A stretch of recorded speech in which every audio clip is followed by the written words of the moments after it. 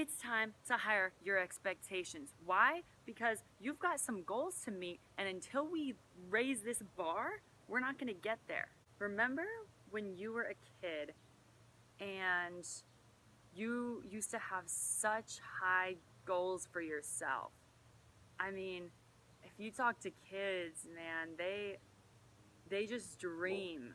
I mean, you'll talk to them and they'll say, I want to be an astronaut one day. I want to be famous for something that's never been heard of before. You hear these crazy ideas from kids because they don't have limits. They just have their imagination and they just have their expectations as whatever they want it to be.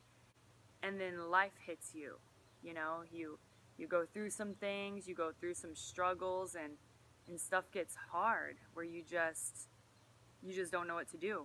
I remember walking into a JC Penney and there was a guy there and he had a little iPad or whatever, and he was trying to get people to apply to work there, and he goes, "Hey," and he goes, do you work yet?" And I look at him, I go, "No." He goes, well, what do you want to do?" And I said, I want to start my own business one day, you know? And it was one of the first times I really said it out loud. It was one of the first times I really told anybody outside of my family. He goes, "Oh, well, once you try that and you see that it doesn't work, come back and find me and you can work for JCPenney."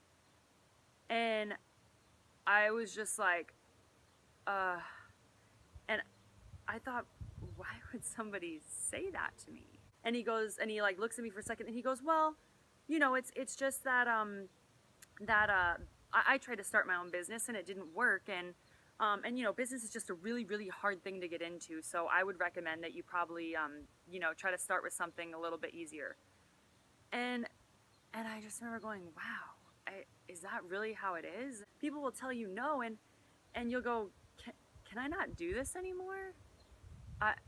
Can I not fulfill my dream? Can I not be this person that I thought I could be? We tend to adjust our expectations to our surroundings, to experiences, and to what other people have told us. And I'm here to tell you, none of that matters. We start to settle for things in our lives. We start to say, well, maybe this is okay. And maybe if I pull my expectations down here, then I'll feel okay. This stressful idea that I have to be way up here is just too much for me. But then you know what? Then I'm also not happy.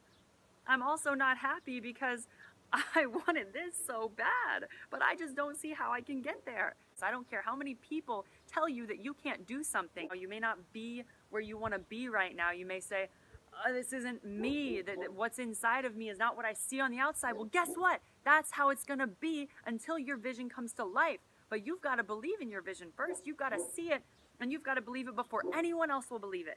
It doesn't matter what anyone else says. It doesn't matter what anyone else thinks of you, and it doesn't matter what they say about you, because what you see is not where I'm going. How do you expect to get to your goal if you don't have your expectations high enough? Think of yourself in 5 years, 10 years. Where do you want to be? What do you want your life to look like? Take a step out and you've got to say, what can I do? What am I really made of?